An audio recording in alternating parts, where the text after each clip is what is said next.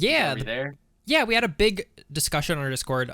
Nick kind of just played. Nick, I would say you kind of played devil's advocate because your point was not that you disagree with it. Your point was just that shit's kind of cool. Shit being that this year they got rid of dynamic seeding for playoffs, meaning, in layman's terms, Cloud9 plays Team Liquid, and the winner plays TSM. EG plays Dig, and the winner plays 100 Thieves. And every other season up till now, TSM would choose which team they would play out of the winner of Cloud9 Team Liquid or EG Dig. The point being that this would create a better showing of the best teams, right? Because TSM is going to pick a weaker team, therefore allowing TSM a higher seed team to advance further into the bracket is the idea of dynamic reseeding, so you don't get like a team to blow each other out of early bracket, right? Yeah, and then you don't get the air quotes final match in the semis. Yeah, that's kind of the point. We have a losers bracket also, so losers bracket with dynamic reseeding would definitely make sure that the finals are the best two teams. But we got rid of dynamic reseeding, which is very strange because LCS did a lot of good changes this season. We'll talk about in a minute.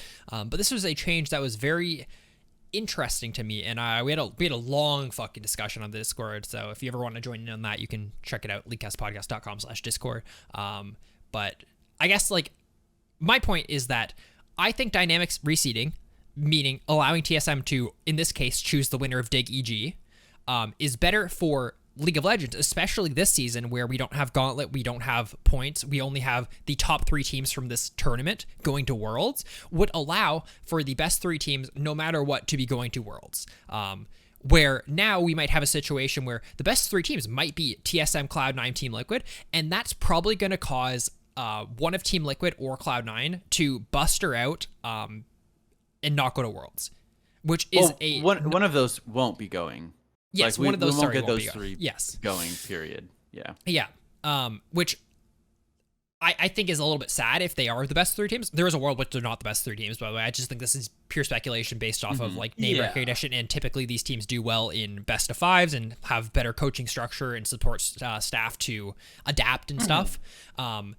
But yeah, ultimately, you're right. Your point is, I want the best 3 teams from LCS to be the 3 teams at Worlds. Yeah, of course. Yeah. And then obviously the benefits of static seeding is like, well, first of all, you know how stuff's going to go, so it's easy to schedule around. Like Cloud9 can actually prepare for TSM right now. It allows for a more even playing field of matches and stuff like that. The other benefits is that the main discussion that you were having, Nick, I don't know if you want to go into this, is that we play 45 games in the regular season. So why the fuck do we need to restructure this? We should have the teams in order of most competitive to least competitive, I think. Yeah. And I think like alongside that, I also want to send the best teams to Worlds. I think that would be the best way to like grow as a region. Yeah. And I just don't see that ever happening with best of ones during the regular season. Yeah, I think that's a great point, that the best of 1 matters way more than this seeding at the very end. It's like, hey, those 45 games leading up to this matters a lot more than if 1 plays 3 or 4. And then like 2 plays 3 or 4. That matters way more. But you guys know the real reason they actually made this change? We'll get to that in a second. Okay. But like, it's he's gonna make a joke. Yeah, it was gonna be a stupid joke, Aiden. Oh, you tell me the joke. Haha, let's laugh. You're like, I know the actual real reason, while Colton's over here with the shitty. No, I actually don't. Like, it's very strange though, because they put out a complete restructuring of like how they're restructuring the season, and so many of the changes are fucking awesome, Colton. They like eliminate so many like scenarios of shit going wrong. For example, last season, Golden Guardians upset TSM 3-0 in the very first game of the playoffs. And then TSM immediately played them again and then 3-2'd them. So Golden Guardians in games went 5-3 versus TSM and got knocked out, right? Which once again they fixed this season they have a big huge LCS format update by making it so that there's an inverted format, meaning that if you lose against a team, you're going into an opposite side of the bracket, so you can't play them again until later in the tournament. Which is just like that is a good thing. That is a great change, right? What a fucking awesome change. They also made it so that if you're in winner's side and you drop down to losers, you are gonna have priority for side selection because you're a higher like you made it further in the winners bracket, so therefore you're a higher like tiered team. Fucking awesome. All these things are really good. They made it so that game days are going to be shifted so that teams don't have to play more than twice in 1 week, so you have time to prep for your next like match. Like all these changes are so good, and then they remove dynamic seeding, which is just weird that they make all these positive changes, and then one that the reality is they probably just didn't think it mattered that much. Yeah.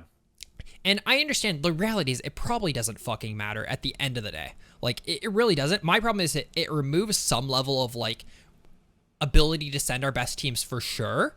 And it also, this is my biggest issue, and I think, Nick, you have issues with it for, like, another reason. For example, Parth tweeted out that, hey, this sucks because 100 Thieves is going to throw their match against EG so that they get to play EG or Dig rather than Cloud9 in round 2, right? Mm-hmm. And Nick, I think your main point was that, yeah, fucking any team would do this. TSM shouldn't be complaining. TSM would do this 100% if they were given the situation. Yeah, I don't see a scenario in which a team wouldn't be doing this. Yeah, and I completely agree. Yeah, I took the tweet as like more like this rule is like fucked. It's so abusable, and it needs to be fixed. In the fact that every single fucking team would do that, and I don't think it's good to have a system where teams want to throw games.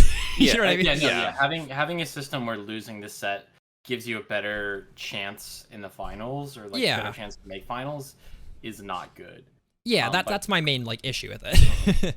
So I think like you should explain what happened to. So 100 Thieves have like you were saying, had the opportunity to throw their game essentially. Yeah, throw their game to guarantee that they would get 2nd seed, which was already locked in, but that EG would lock in 3rd seed, putting them on the same side of the bracket as them, and putting on the winners bracket, and putting both Cloud9 and Team Liquid on the other side, the TSM side of the bracket, where the perceived strength of both of those teams is higher than the perceived strength of both Evil Geniuses and Dignitas.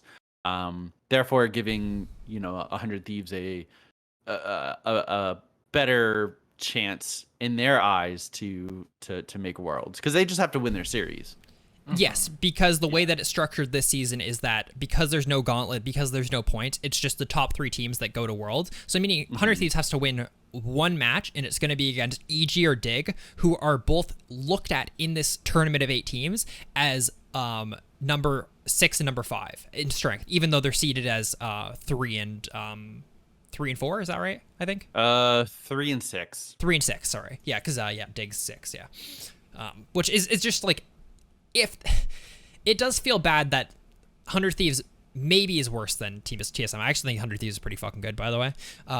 It just sucks that they are able to make world even though they might not be the top 4 team, just because they were able to sub in their entire academy roster, lose a game, causing a team to get a different seed, which it just feels like that's not good for the health of the league when you can do shit like that. Yeah, and I that's can not agree good for competitive integrity. Yeah, I can agree with that, where we shouldn't be incentivizing losing most of the time. I don't know. I personally think like towards the end with playoffs, giving yourselves the best seed possible, or the best, not even seed, but best like scenario possible, is like on the more fine end of, I mean, it's not their fault, right? Like throwing. Yeah. But I don't know. I think like and again, maybe it's one of those scenarios where like, oh, we didn't realize this situation was possible or even like common when we made the rule. But the rules have been, the format's been there since the start of the LCS season.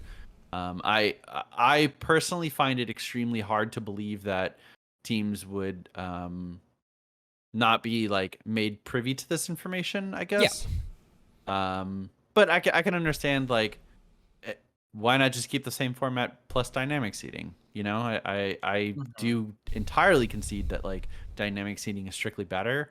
I think static is fine. Well, Nick, this is here's the thing, all right? We never got to the real reason they took away the dynamic seeding. Mm-hmm. It's because if you have static seeding, you can get your brackets out on betting sites earlier. That's probably true. There is some merit to that, but there's some merit on that, man. Something that recently happened. Your LCS brackets can be filled out and locked in sooner. Well, Yeah. something that recently happened with the NFL is Tom Brady disclosed that he played through most of the season with a torn MCL, I think, which is like a ligament in your leg or foot or something, and pretty severe. People in the comments were saying like, yeah, I tore my MCL and I couldn't walk. And then a lot of people were upset because and wanted his team fined. Because it leads to unfair advantage or something. Yeah. It's weird. But realistically, the only reason that the NFL has injury reports is for betting sites or for betting organizations, so they can make accurate spreads. Is that what Yeah, I you was call gonna them? say make Yeah, more accurate or spreads. accurate odds. And like that, it seems wild to me that would be something that they have to consider, and such a huge aspect of the game that is because of that. So I could entirely buy it if Riot wants to say, well, we need this so we can get it out to bettors, like stuff like that. It's just funny though. I saw Wicked, the old top laner of CLGEU. Like, I guess what else team? I don't even. What other teams did he play for? What? Maybe Anyways. Alliance. Yeah. That sounds That sounds familiar. right. Either way, I saw that he like made a good amount of money because there was 2-1 odds on 100 Thieves versus EG this past week, even though 100 Thieves had their roster like subbed out for their academy team. Yeah, Huh. so he just like doubled his money. Interesting. What fucking easy money? Because like there's probably just tons of people that just like go, oh, statistically this team beats this team, right? Yeah. Like, and that's crazy because like obviously it's not as sophisticated as like NFL and like major league sports like and stuff like that. Whereas it's pretty obvious to see that like that is fucking good Those are odds. shit odds. yeah.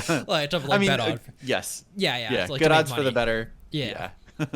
But yeah, I just think it's weird. I think we're all in agreement that like it would be nice to send the best teams to Worlds. Is it the biggest deal? No. Should people purposely be throwing games to get better seeds? I mean, they should because the rules allow them to. Should the league allow it in the rules? No, is the biggest thing. Yeah, right? that's yeah. No, you're spot on. That like the players and the coaches in the org are making a decision to make their team succeed, and it's up to the league itself to build an environment where throwing a game is never the best choice. Yeah, exactly. Yeah. And again, this is entirely dependent upon 100 Thieves winning their series, which for sure might not happen. It would be crazy if they still lost. It would be very CLG-esque. I do also want to like to give people like an idea of like why this is important, like in a real world scenario. I'm looking at last year's summer playoffs for Worlds last year. So there was dynamic reseeding last year, and EG beat Fly 3-2, and TSM lost to Golden Guardians 3-0. So Team Liquid, instead of having to play FlyQuest, who was perceived as the stronger team, got to pick Golden Guardians, who was perceived as the lower seed, right? This allowed Team Liquid to win the set and then move on, where they actually ended up losing to FlyQuest, the team that they would have had to play if there was static seeding, right? If Team Liquid played FlyQuest in that round 2 because of static seeding rather than dynamic seeding, they would have then had to play TSM in losers bracket in round 2, meaning one of those two teams wouldn't have went to Worlds, or sorry, wouldn't have like in this current day format wouldn't have went to Worlds because like top 3 teams, whatever. So that's like a direct world example of like you'd have two of the perceived best teams playing each other in losers bracket round 2 because of an upset, right? Whereas dynamic reseeding allows that to like kind of fix itself. But once again, it's all just like possibilities. The reality is it probably and speculation. Yeah. And ultimately, regardless, like even if the top 3 NA teams go to Worlds, they're still not even hitting top 10 Korea. So yeah.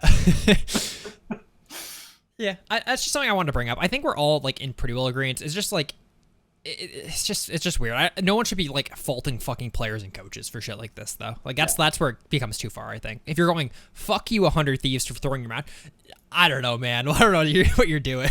Yeah, absolutely. I mean, then we should be like I said earlier, directing blame towards Cloud9 for subbing out Sven. Yeah, exactly. And then when he came back, they started popping off again. Yeah.